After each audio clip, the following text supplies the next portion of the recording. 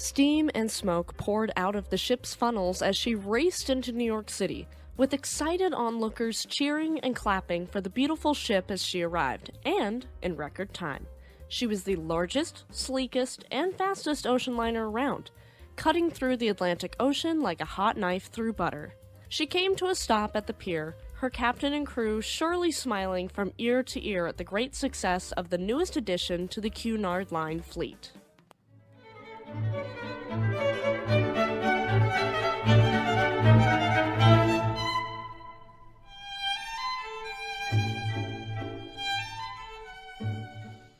Welcome to Shipwreck Sunday. My name is Eleanor. Just a quick disclaimer for our younger audience before we dive in. This story may be disturbing to some, so viewer discretion is advised. Okay everyone, let's get into it. How are you guys enjoying the Lusitania Month content? Personally, this is my most anticipated episode. We will get into the story of Lusitania's little sister, RMS Mauretania. Let me know what episode you've enjoyed the best so far in the comments section. Alright, let's go. From our first episode this month on the building of RMS Lusitania, we know that Lusitania and Mauretania were built to compete with the Norddeutscher Lloyd line and their four-funneled ocean liner giants. Lusitania was the first of these competitive ships built for Cunard Line and in accordance with the British Admiralty's desires for armed merchant cruisers, should the need arise. RMS Mauretania would be the second of these ships, and her contract was awarded to the British shipbuilder Swan Hunter in Northumberland, England. She was ordered at the same time as Lusitania in 1904, being laid down on August 18, 1904 as yard number 735. Just like Lusitania, she was designed by Leonard Pescott.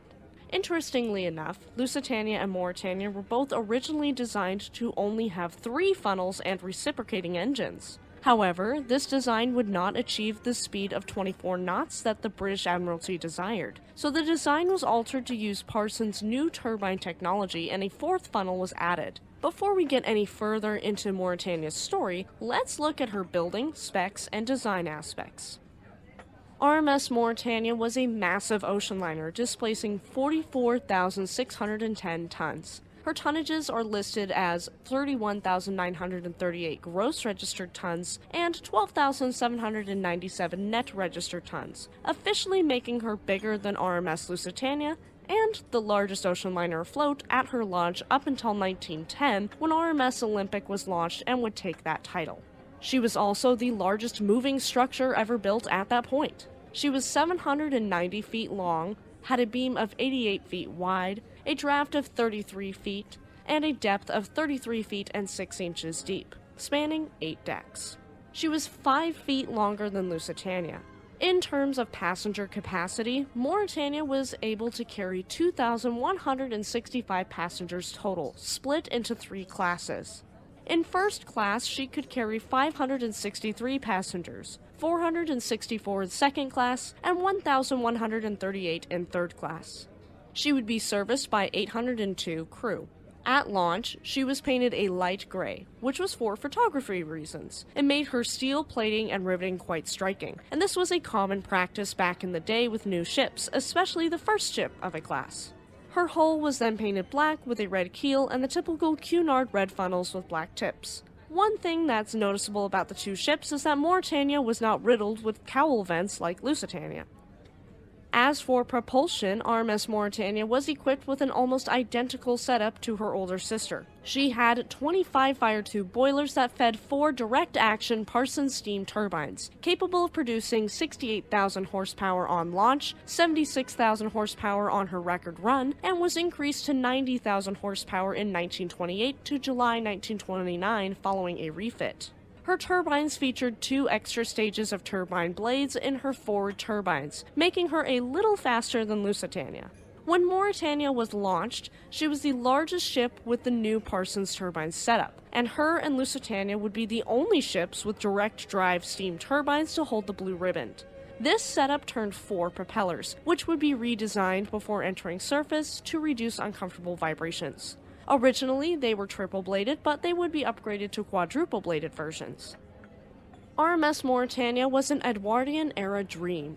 Dark, gorgeously stained wood paneling, marble, tapestries, columns upon columns, and stunning furnishings like the large octagon table in the first-class smoking room. Her interior was designed by Harold Peto, a British architect, landscape architect, and garden designer. Her public rooms were filled by two notable London design houses, Turner and Lord and C.H. Melier and Sons. The wood paneling used in her first-class public rooms was supposedly carved by 300 separate craftsmen from Palestine, but this is unlikely, unnecessary, and illogical. It was probably done at the yard or subcontracted out locally. The dining saloon spanned multiple decks and was paneled in straw oak, decorated in the Francis I style and topped by a gorgeous dome skylight. RMS Mauretania had a walnut grand staircase with something relatively new for ocean liners next to it, a series of lifts with grills made of the relatively new lightweight aluminum. She also had a veranda cafe on the boat deck, and this was a new feature. Here, her passengers were served beverages in a weather-protected environment. Unfortunately, it just wasn't realistic and was enclosed within the first year. RMS Mauretania's interiors are much darker compared to Lusitania, and she appears regal and luxurious. More columns would be added to her interiors later due to uncomfortable vibrations, much like her older sister. Those vibrations were uncomfortable. But this video is comfy cozy and perfect to have a cup of tea with. If you're enjoying this video, leave me a like, subscribe to the channel for more content, and let me know down in the comments section below. Okay, let's get back to Mauretania's career. On September 20th, 1906, RMS Mauretania was launched, being christened by the Duchess of Roxburgh, Anne Emily Innes Kerr. After this, she'd go on to sea trials, and she did well. She was capable of reaching 25 knots, perfect in the eyes of the British Admiralty and as part of her mail subsidy contract.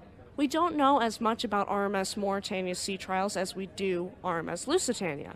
Unfortunately, with ships that don't sink, they oftentimes aren't as popular as ships that do. And oddly enough, this RMS Mauretania isn't as popular as the second Mauretania, launched in 1938. She's still my favorite of the three, and this beautiful babe of an ocean liner was delivered to the Cunard line on November 11, 1906, just in time for her maiden voyage, which would take place just 5 days later. Let's talk about route. At first, RMS Mauretania's route was alongside RMS Lusitania on the Liverpool to Queenstown to New York City route, offering weekly services with her sister ship. This lasted until 1919, and then her route would shift to Southampton to Cherbourg to New York City, much like RMS Titanic's route. Liverpool was her port of registry, and her call sign was MGA until 1934. Okay, now let's get back to her career before World War I. Mauretania, the largest ocean liner afloat, dwarfed all other ships as she departed Liverpool on November 16, 1907, beginning her maiden voyage commanded by Captain John Pritchard. Just like Lusitania, she would fail to capture the Blue Riband on her first run, and this was because of a nasty storm that broke her spare anchor clean off of her and damaged her superstructure minorly. Returning to Liverpool, however, she would not disappoint Cunard, capturing the Blue Riband for the fastest eastbound crossing, averaging a speed of 23.69 knots from November 30th to December 5th, 1907. She arrived triumphant in Liverpool, receiving all repairs she needed, and she was right as rain. A bright spot appeared on the horizon, the Blue Riband once again, but the westbound crossing this time. She captured the Blue Riband for the westbound crossing from her sister in September of 1909, and this record would stand until SS Bremen took it in July of 1929. RMS Mauretania's reign as the fastest ship on the Atlantic would last for 2 full decades, and this was a shining achievement in her career. Honestly, other than her World War I dazzle paint and being Lusitania's sister, that's probably the thing most people remember about her. This bright spot would dim as she'd be involved in accidents. However, not all would be sunshine and rainbows for RMS Mauretania. She was in New York City on December 23, 1907, moored at Pier 54 in the North River when a particularly nasty squall struck, and this would cause havoc. Mooring posts at Pier 54 started giving way, and Mauretania went partially adrift. Her bow swung wildly, whipping around and hitting numerous barges that were bringing coal out to her and taking the ashes, including the boats Eureka 32 and Eureka 36, and the barges Roan and Tom Hicken that were damaged, and the barge Ellis P. Rogers, which was sunk. Cunard would be found liable for the damages in later litigation.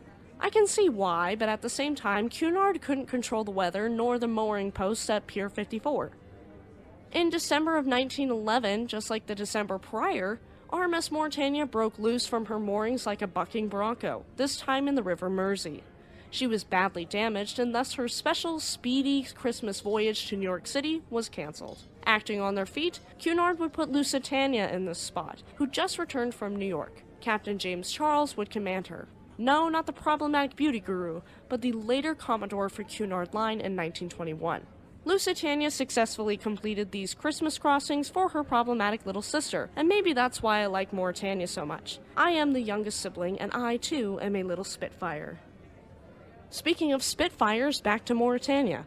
She was in the midst of a westbound voyage heading toward New York City that started on Wednesday, April 10, 1912. The same day RMS Titanic left Southampton for the first and final time. However, she was docked at Queenstown, Ireland, when Titanic would strike the fatal iceberg and sink. RMS Mauretania was actually transporting Titanic's cargo manifest via registered mail, and Cunard Line's chairman, A.A. Booth, was actually aboard Mauretania during this trip. He'd arrange a vigil for Titanic's victims, which is so respectful and touching.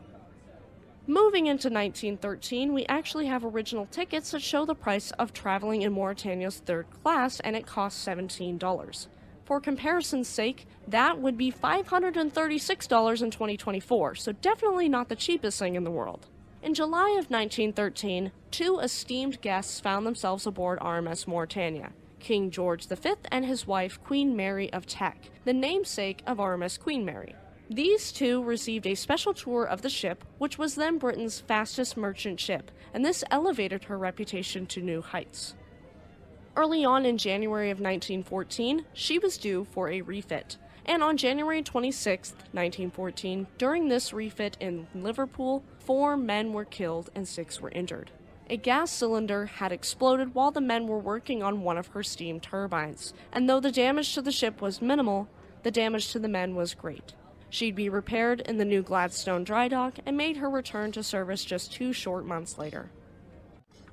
Unfortunately, World War I was lurking around the corner, and Great Britain declared war on Germany on August 4, 1914. Mauretania was at sea at the time, and so she made a mad dash for Halifax, Nova Scotia, a safe harbor. She arrived on August 6th, and after this, she and her little sister Aquitania were requisitioned by the British government to become armed merchant cruisers. However, their enormity and insatiable hunger for coal made them illogical for duty, and they'd continue transporting passengers on August 11th.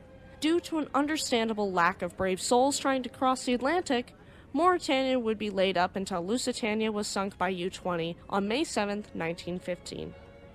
Cunard Line was ready to replace Lusitania with Mauretania, but the British government stepped in, ordering her to serve as a troop ship and transport soldiers to the site of the Gallipoli campaign.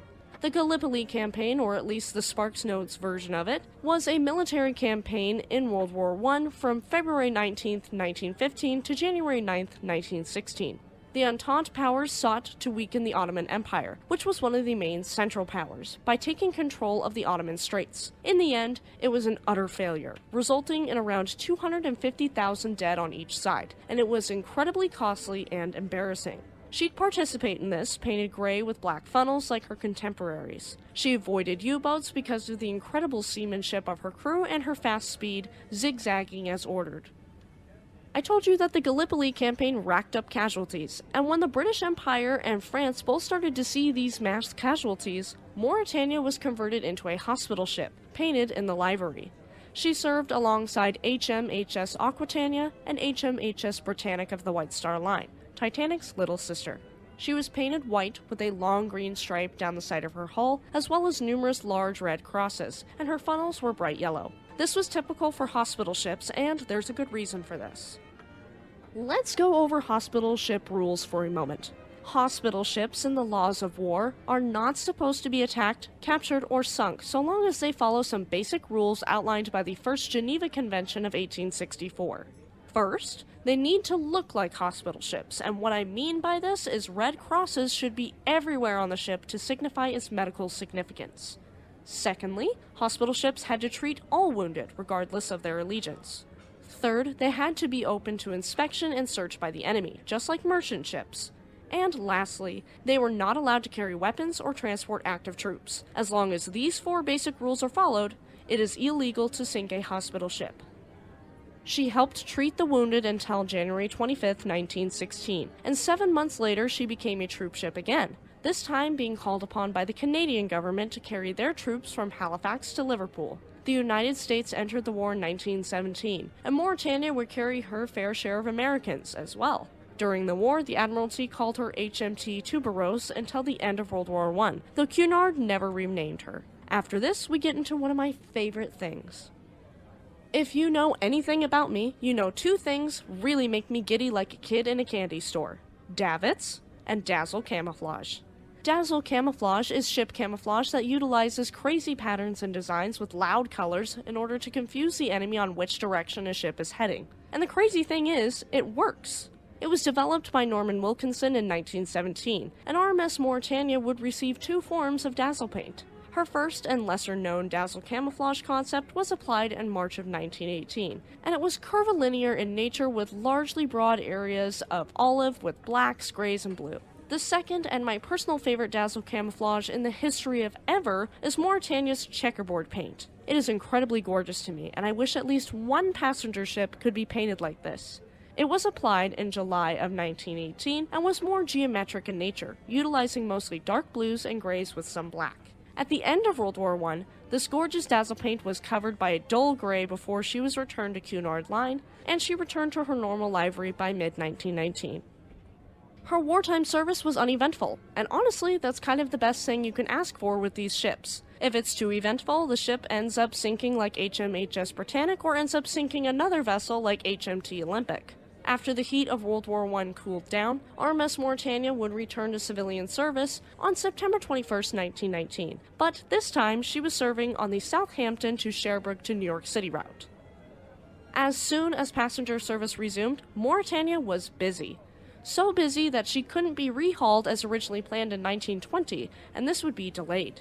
In 1921, there was a fire that broke out on E-Deck, and she was removed from service for a major overhaul, returning to the Tyne shipyard where she'd been built over a decade before. Her coal-fired boilers were swapped to oil firing, which is good, right? Well, she returned to regular service, and Cunard noticed she was struggling to maintain her regular Atlantic service speed. Her speed had improved for recent years, and she only burned 750 short tons of oil per 24 hours, which is much better than 1,000 short tons of coal per day. Despite this victory, she was not running at her pre-war speeds. On one crossing, she only managed to hit 19 knots. It's almost like the war had taken the wind from her proverbial sails. During these years of struggles, her promenade was closed temporarily, and her funnels were modified. Instead of being round like typical funnels, they were now an ovoid shape, looking almost identical to that of her late sister RMS Lusitania. Cunard, at this point, seeing how their prized Blue Riband holder was just a shell of her speedy self, decided to overhaul her once revolutionary steam turbines. In 1923, she underwent another major refit in Southampton. Her turbines were entirely dismantled, ending this portion of her career. For me, this is the shifting point in her career, the beginning of the end. Halfway through the work, the shipyard workers went on strike, and the project came to a screeching halt. In response, Cunard shrugged their shoulders and had the ship towed to Cherbourg, and here the work was completed in another shipyard. She returned to service in May of 1924, and it seemed to pay off. Cunard saw success and a return on their investment into Mauretania, and she was incredibly popular and successful in the 1920s. In 1928, her interiors were refurbished to match the more Art Deco time era of the upcoming 1930s, and she'd bask in this glory until the next year when her speed record was stripped from her by SS Bremen, ending her 20-year streak. This simply would not do for Cunard, and she was pulled from service to adjust her engines, boosting her power to give her a higher speed. Unfortunately, Bremen was still faster. She was of the next generation of ocean liners, and they were faster, more powerful, and more technologically advanced than their aging contemporaries. Mauretania did not win the Blue Riband back, but she only lost by a fraction, and this is as quite the old ocean liner with decades of rehauls, and she'd beat all of her old records, east and westbound. Unfortunately, not everything was great for her. She was involved in a collision in 1929 when she collided with a train ferry near Robbins Reef Light off the coast of New Jersey. No one was killed or injured, and she was repaired quickly. The bad luck would continue. The American stock market would crash in the fall of 1929, thus beginning the Great Depression, and this would last 10 grueling, miserable years for the population of the world. Between 1929 and 1932 alone, the world's gross domestic product fell by a dramatic 15%, and by comparison, the GDP only fell by 1% during the Great Recession of 2008. The Great Depression would crush small businesses, break poor families, bankrupt Fortune 500 companies, and end careers of ocean liners left and right. People could barely afford to keep the lights on and put food on the table, let alone cruise or travel by ship. This would have crushing consequences for Mauretania and other aging ocean liners. In 1930, due to the Great Depression and brand new ships on the market, RMS Mauretania was pulled from transatlantic services for cruising. She ran 6-day cruises from New York to Pier 21 in Halifax, Nova Scotia. It was during this time that she'd rescued 28 people and the ship's cat of the Swedish cargo ship Ovidia on November 19, 1930. Ovidia had foundered in the Atlantic Ocean 400 nautical miles southeast of Cape Race, Newfoundland, which is eerily close to RMS Titanic's final resting place. I'm just touched they also saved the cat. I too have a cat, and despite her sassiness, she'd be worth diving into the Atlantic for. In 1932, she received a crisp, clean, white paint job for her cruising services, and in 1934, Cunard Line and White Star Line merged. This was because both companies were failing, and the British government said they'd only step in to help if the companies merged. Cunard had a few more ships than White Star Line at the time, so they got the larger share of the company, and it became Cunard White Star Line. Shortly after the merger, the united companies decided to scrap many of their aging vessels that were seen as surplus and unnecessary, including RMS Homeric, RMS Olympic, and RMS Mauretania. They'd be pulled from service and await the scrapyard. This is the saddest portion of our episode, but the love of our patrons gets us through it. This episode couldn't be possible without our lovely patrons. Thank you all so much. If you'd like to support the channel and future episodes, go to patreon.com/shipwrecksunday to join. Okay, it's time to get into her retirement and scrapping. RMS Mauretania would have one final eastward crossing from New York City to Southampton in September of 1934, then being pulled from service for good. She made good time, averaging a speed of 24 knots, the original contractual stipulation for her mail subsidy all those years ago. She was laid up in Southampton upon her arrival, closing out 28 wonderful years of service. She'd been the fastest greyhound on the seas, a dutiful soldier, and a crowd favorite in her long reign, and it wouldn't easily be forgotten. While she was in Southampton awaiting the scrapyard, she actually would sit alongside her former rival, RMS Olympic, and the two would await their fate. Her furnishings and fittings were put up for auction in May of 1935 by Hampton & Sons, and later on July 1st of that year she left Southampton for the last time, heading toward Metal Industries Shipbreakers in Rosyth. One of her former captains was Captain Arthur Rostron, the captain of RMS Carpathia when she rescued Titanic's survivors, and he came to see her final departure from Southampton. He refused to board her, wanting to remember her as she was when he commanded her. On her way to Rosyth, she'd have a farewell tour of sorts. She stopped at her birthplace of Tyne for about half an hour, drawing enormous crowds of sightseers. Rockets were fired off from her bridge, messages were relayed, and she was boarded by the Lord Mayor of Newcastle. He'd bid her goodbye for him and all of Newcastle, and after this, Captain A.T. Brown got her going toward Rosyth. About 30 miles north of Newcastle is a sweet little seaport town called Amble, and they did something really kind and special. The local town council sent Mauretania a telegram, and it said, quote, "Still the finest ship on the seas." To this, Mauretania replied, "Till the last and kindliest port in England, greetings and thanks." After this, Amble became known as the friendliest port, with this phrase still reading out on signs when entering the small town. Mauretania's masts were cut down to fit under the Forth Bridge, and after this, she made it to the scrapyard. On July 4th, 1935, at about 6 a.m., she pulled into Rosyth in Scotland, passing under the Forth Bridge, and just half an hour later, she was within the entrance to Metal Industries yards. Pilot Captain Wince led her in as a solo kilted piper was present at the quayside, playing a funeral lament for the beautiful liner, a fitting tribute for such a gorgeous ship. According to author and historian John Maxstone Graham, when Mauretania's engines went through their final shutdown, she let out a dark, quote, "final shudder," ending her illustrious career.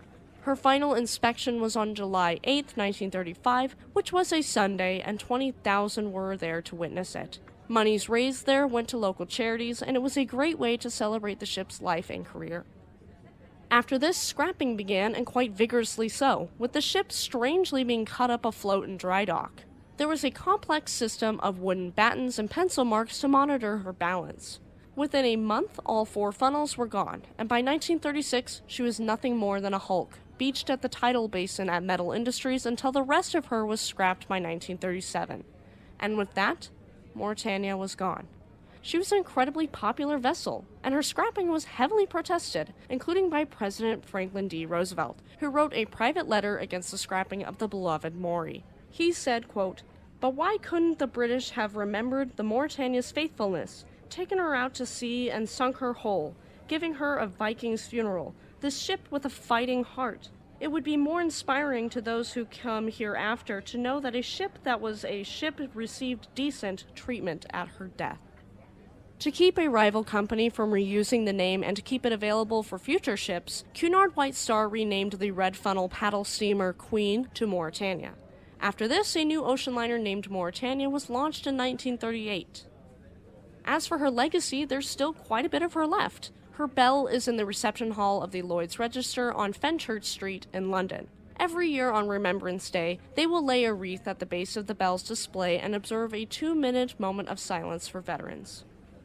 The Mauretania Bar, now Java Bristol in Bristol, England, has some of the furnishings from Mauretania. It was paneled with a large amount of the first-class lounges richly carved in gilt old-growth African mahogany, something that is very rare. A neon sign made for the 1937 opening of the Mauretania Bar still advertises the name Mauretania, and her bow lettering was used above the entrance.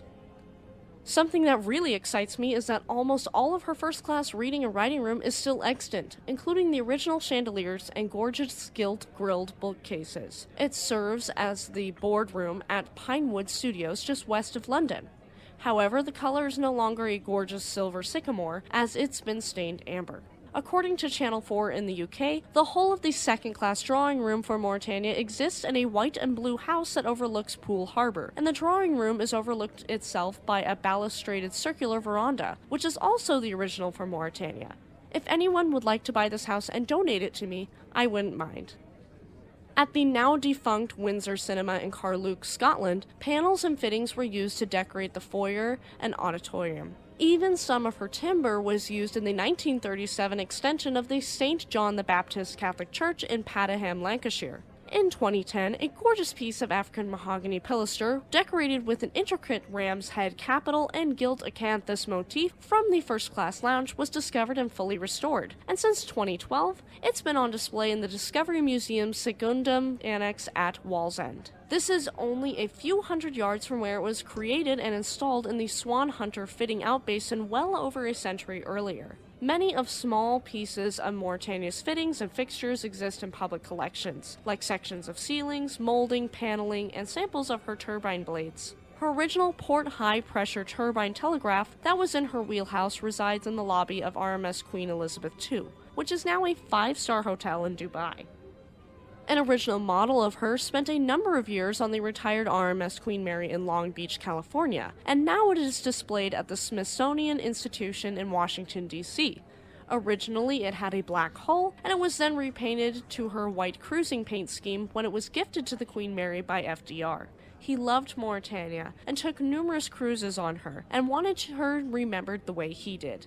There are many other models of her located around the world, but none of them are quite as interesting or memorable. RMS Mauretania had a career of success, triumph, loss, and defeat. She was immensely popular, and more so than Lusitania back in her glory days. And now, she is dwarfed by the infamy that befell her eldest sister. Like RMS Olympic, she was reliable, beautiful, and beloved by so many. It's a shame they scrapped her, as she would have made an amazing hotel or museum ship. If all we can do is keep her memory alive, then that ought to be enough. If you liked that story and wanted to hear something similar, check out our episode last week on the sinking of RMS Lusitania. Stay tuned next week for the story of RMS Aquitania and her career from start to finish. Thank you for tuning into Shipwreck Sunday, have a great week, and we'll see you next time.